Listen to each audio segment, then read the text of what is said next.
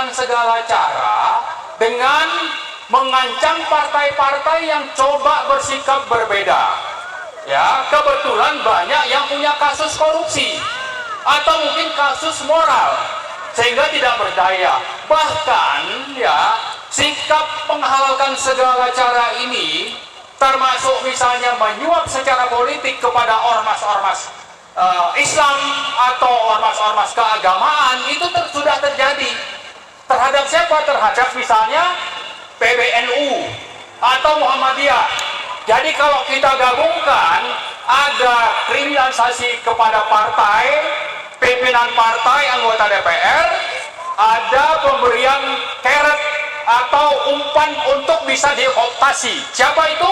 Yaitu ormas-ormas.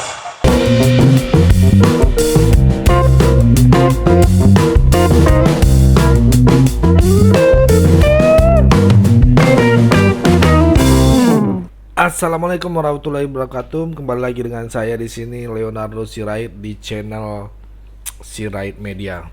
Nah, teman-teman, pada kesempatan ini saya akan sedikit humor lah dikit ya. Humor dikit gitu. Ibaratnya ini saya akan bagikan video barisan para yang kecewa sama Pak Jokowi. Ini kocak sih, teman-teman. Jadi gimana ya, mereka berdemo gitu ya, berdemo di gedung istana dan juga di patung kuda, keliling lah gitu ya, menyatakan bahwa mereka minta Jokowi dipenjara. Ini sih kocak, teman-teman. Ini bener-bener buat kita ngakak lah ya, ngakak kalau saya bilang ya, bisa saya bilang ngakak ya. Maka dari itu, teman-teman, coba kita dengarkan dulu apa masukan mereka, apa yang dibilang inspirasi mereka gitu, yang di demo mereka. Yuk kita saksikan dulu cuplikan berikut ini. Hari ini kemarin kita menyaksikan bagaimana Presiden Jokowi sudah membunuh konstitusi dan menjadikan dirinya sebagai konstitusi. Tandanya adalah dari ibu kota negara, ibu kota Nusantara namanya, mereka menghina istana negara Bogor dan istana Jakarta, menyatakan istana kolonial. Padahal istana itu direbut oleh para pejuang kita yang mengorbankan jiwanya. Dan mereka, Joko Widodo, bangga menghina istana yang direbut itu. Sudah pergi pada itu dia. Dari sana Menteri Koordinator Maritim dan Investasi menghina kota Jakarta sebagai kota feodal. Padahal kota ini direbut. Puluhan ratusan pahlawan yang mengusir penjajah. Di saat yang sama menghabiskan uang rakyat 84 triliun dan untuk upacara 84 miliar untuk mengundang influencer dan mengundang para konglomerat hadir di sana untuk berpesta dan mengusir rakyat lokal tidak boleh hadir dalam upacara. Itu adalah simbol betul-betul rezim Joko Widodo sudah membunuh konstitusi dan menginjak konstitusi dan menjadikan dirinya konstitusi. Jadi hari ini kita memperingati matinya konstitusi yang dibunuh oleh rezim Joko Widodo. Saya berharap Presiden terpilih Prabowo berkenan melahirkan kembali konstitusi yang asli yang dirumuskan 18 Agustus 1945. Kenapa itu harus dilakukan? Prof. Din, saya ingin menyatakan bahwa gara-gara konstitusi terjadilah siklus kekuasaan dan namanya adalah siklus rampok, sogok, dan berkuasa. Rampok semua oleh para pengusaha yang menjadi penyumbang dalam penguasa. Habis itu sogoklah rakyat dengan berbagai bentuk bansos, macam-macam, ormas disogok, habis itu berkuasa lagi dan berkuasa lagi dan menyogok lagi. Siklus ini siklus ini bisa terjadi. Nah, kita di depan mata kita, saya katakan, Pantai Indah Kapuk Gua itu sedang terjadi proses pengambil alihan hak rakyat yang sangat nyata di depan mata kita.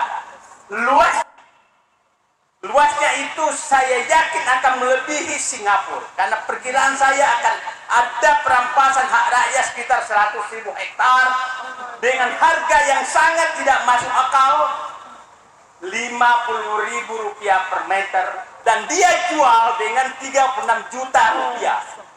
Apa yang terjadi? Semua aparat, semua preman sudah menjadi kacu dari para penyumbang penyogok kekuasaan, dan itu terjadi di seluruh Indonesia. PIK 2 di depan mata kita itu terjadi di seluruh kota di Indonesia, dan kita menyaksikan kemarin bagaimana mereka ketawa-ketawa di atas puncak bukit di Indonesia, di ibu kota negara. Mereka itulah yang menguasai negeri ini.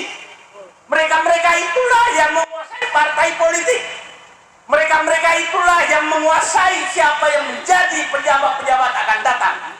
Pertanyaannya, relakah kita serahkan negeri ini kepada mereka? Terima kasih. Assalamualaikum warahmatullahi wabarakatuh. Nah, itu tadi teman-teman ya, videonya kocak ya.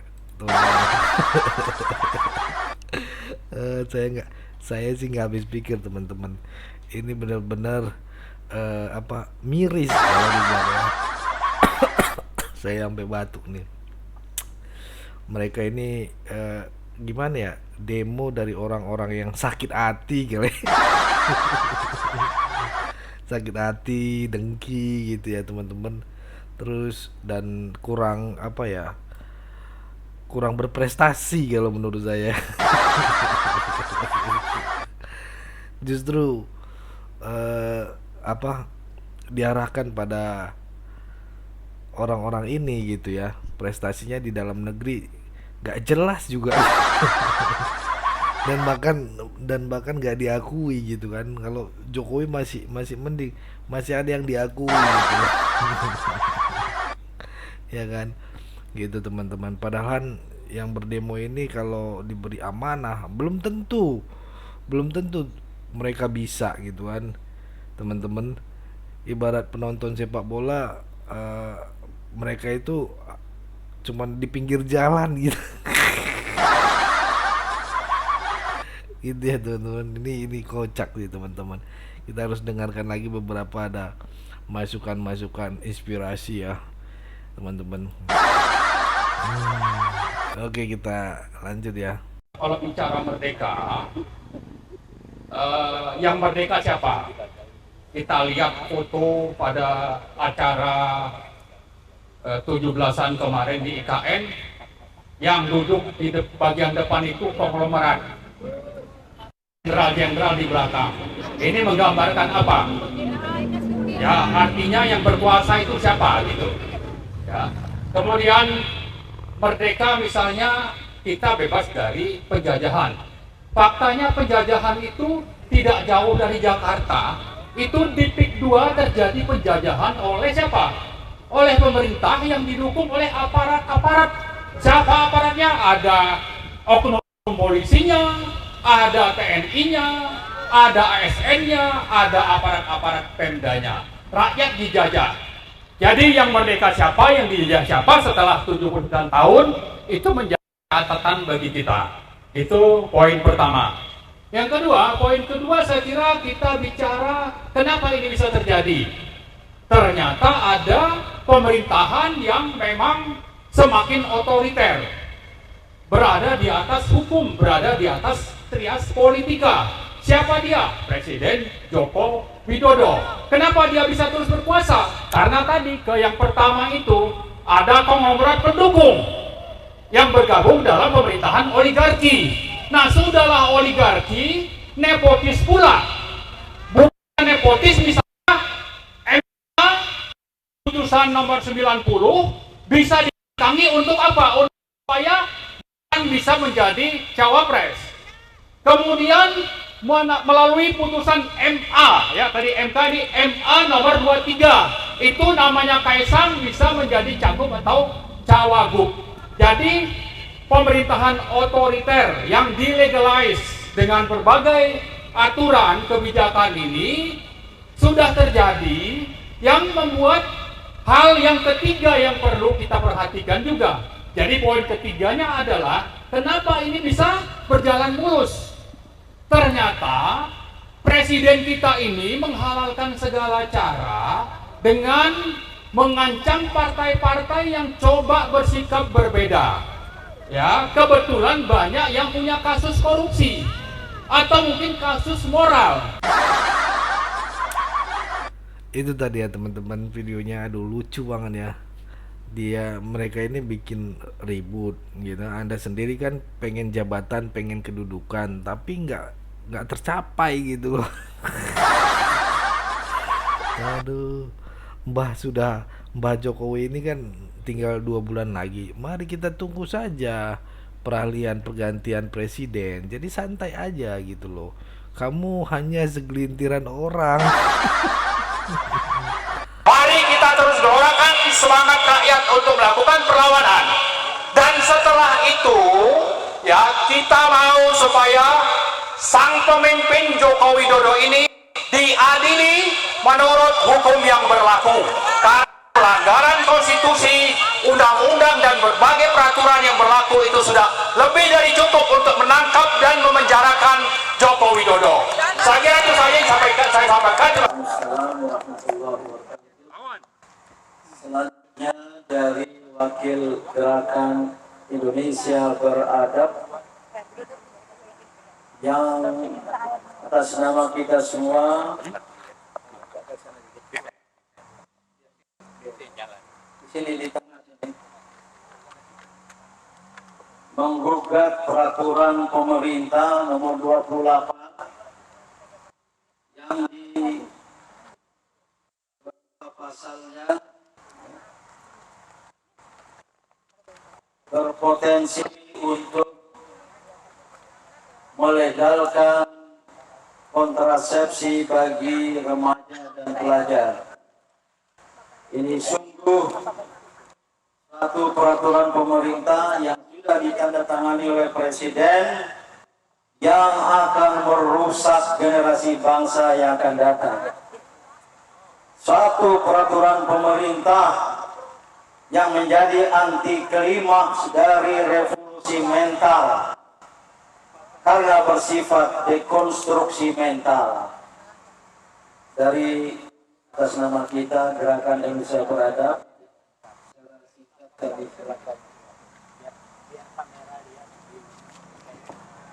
Bismillahirrahmanirrahim. Assalamualaikum warahmatullahi wabarakatuh. Perkenalkan, nama saya Rita Subagio, mewakili Presidium Gerakan Indonesia Beradab. Ingin menyampaikan beberapa aspirasi yang tentunya menjadi keprihatinan kita bersama. Bapak dan Ibu, di Hari Konstitusi kita ingin mengingatkan bahwa para pendiri bangsa kita tidak pernah meniatkan konstitusi kita adalah konstitusi from religion, yang bebas dari nilai-nilai agama, konstitusi yang tidak berketuhanan. Pada dasarnya, ini yang kemudian juga dibenarkan oleh beberapa hakim di Mahkamah Konstitusi ketika kami menggugat beberapa undang-undang yang terkait dengan nilai-nilai moral.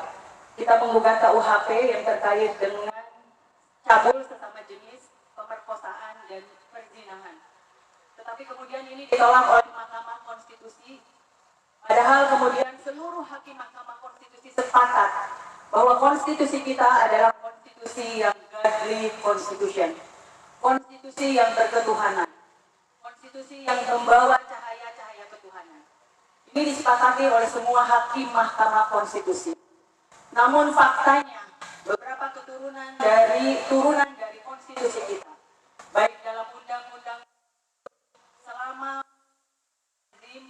Jokowi ini, itu yang kemudian melahirkan beberapa perundangan yang justru kemudian itu mengafirmasi, menguatkan beberapa perilaku seksual bebas. Undang-undang atau peraturan PP 28 2024 ini hanya satu turunan saja dari banyak undang-undang yang sebenarnya sudah dibentuk sebelumnya.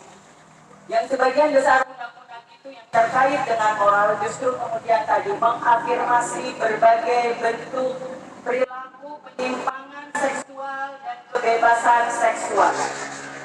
Bapak dan Ibu bisa bayangkan dalam satu peraturan pemerintah ini bagaimana kemudian ada satu pasal 103 ayat 4E yang memberikan penyediaan alat kontrasepsi bagi pelajar dan remaja. Walaupun Kemenkes kemudian berargumen ini hanya untuk remaja atau pelajar yang sudah menikah, tetapi ini tidak ada satupun dalam penjelasan pasal-pasal dan ayat ini. Jadi ini patut kita duga bahwa ini adalah pasal karet, lalu juga berkelit dengan pasal 98 yang mengatakan tentang kesehatan reproduksi terkait dengan norma agama. Tetapi ini tadi hanya sekedar stempel saja, karena berbagai undang-undang yang terkait dengan moral stempelnya ada memang. Azasnya dipakai, tetapi turunannya tidak bunyi semua. Turunan pelaksanaannya, dalam pelaksanaannya, pendampingan, edukasi dan lain sebagainya tidak pernah memasukkan azas agama sebagai bagian dari menyelesaikan masalah-masalah moral. Bapak dan Ibu, kita tidak pernah menafikan tentang berbagai kerusakan seks bebas, terus kemudian mereka yang hamil di luar nikah dan lain sebagainya. Tetapi penyelesaiannya bukan dengan kontrasepsi, bukan dengan aborsi. Jadi PP ini juga menyangkut tentang aborsi yang dikaitkan dengan kekerasan seksual. Aborsi yang dikaitkan dengan kekerasan seksual, maka di dalamnya berpotensi untuk siapa saja mengajukan dirinya sebagai korban kekerasan seksual. Bahkan para penzina sekalipun, mereka yang kemudian berzina, melakukan seks bebas dan lain sebagainya, mereka kemudian bisa mengatakan bahwa saya korban kekerasan seksual. Undang-undang ini benar-benar undang-undang yang membawa misi tentang merubah masyarakat tentang paradigma seksualitas. Ini memang mereka menargetkan ini untuk mengubah paradigma kita, paradigma masyarakat terkait dengan seksualitas. Dan ini sudah dilakukan sistematis Bapak dan Ibu sekalian, karena kami mengawal undang-undang ini sudah sekitar, tidak hanya undang-undang kesehatan, tetapi ada undang-undang tindak pidana kekerasan seksual, undang-undang PKDRT, undang-undang perlindungan anak, dan lain sebagainya, yang semuanya memasukkan beberapa hidden agenda yang sebenarnya ingin mengubah paradigma kita tentang seksualitas. Bapak dan Ibu, ini kita kalau memotret kejadian di Amerika perlu 50 tahun untuk sampai di titik pelegalan pernikahan sesama jenis. Maka kita tidak akan biarkan negara ini sampai di titik apa yang kemudian menjadi kiblat kita tentang kebebasan seksual. Bapak dan Ibu siap untuk terus berjuang bersama kita? Tolak PP 28 2024. Tolak. Saudara-saudara, dari dua hal terakhir sangat jelas adanya pelanggaran konstitusi, adanya sikap kediktatoran yang dalam bahasa agama adalah kezaliman terhadap rakyat 9 kecamatan yang berada di pantai utara Kabupaten Tangerang yang tergusur, yang terusir dari kampung halamannya sendiri. Ini yang diperjuangkan oleh Pak Muhammad Said Didu seorang, tapi Pak Said Didu Anda tidak sendiri. Yes, Allah. Kita semua, baik hadir maupun yang tidak hadir, dari GPKR, G45 dan MPDR, dan saya pribadi menyediakan diri menjadi tameng mau menjadi apa untuk perjuangan membela kesejahteraan rakyat. Karena Pak Said Didu dipanggil oleh polisi, hati saya terus terang miris. Yang membela kepentingan rakyat, mengapa dia yang dipanggil oleh polisi? Betul, itulah pertanyaan besar. Mengapa mereka, para konglomerat, para konglomerat yang ingin mengambil tanah rakyat tidak diusik-usik oleh aparat penegak hukum dan keamanan? Di mana hukum? Di mana keadilan? Maka terus terang saya menyediakan diri dan saya usulkan Pak Said Didu suatu waktu kita kerahkan rakyat di 9 kecamatan itu untuk bangkit. Didukung oleh rakyat lain yang cinta keadilan. Ikut bersama kita untuk menggugat haknya sendiri yang dalam bahasa agama Islam hifzul mal, memelihara harta benda milik kita ini adalah bagian dari kewajiban asasi seorang muslim dan muslimah. Ini mohon Bapak polisi yang hadir di sini sampaikan ke atasannya. Ya Bapak polisi, kawan-kawan saya, jelas tadi didengar, sampaikan ke atasan bapak-bapak, saudara-saudara, kalau memanggil Said Didu yang membela rakyat, apalagi sampai untuk menersangkakan, ini sungguh merupakan kezaliman. Percayalah, Allah tidak tidur. Allah tidak tidur. Mereka yang rela menegakkan kezaliman seperti ini, saya yakin tidak akan tenang hidupnya, tidak akan tenang kehidupan keluarganya. Ini yang perlu disadari. Saya mohon maaf terpaksa berbicara keras dan baru kali ini kebetulan sahabat saya Pak Said Didu, jangan berhenti. Siap. Dan jangan pernah katakan saya berjuang seorang. Siap. Yes, ada kita di belakang. Karena banyak dari rakyat ini akan membela perjuangan Bapak.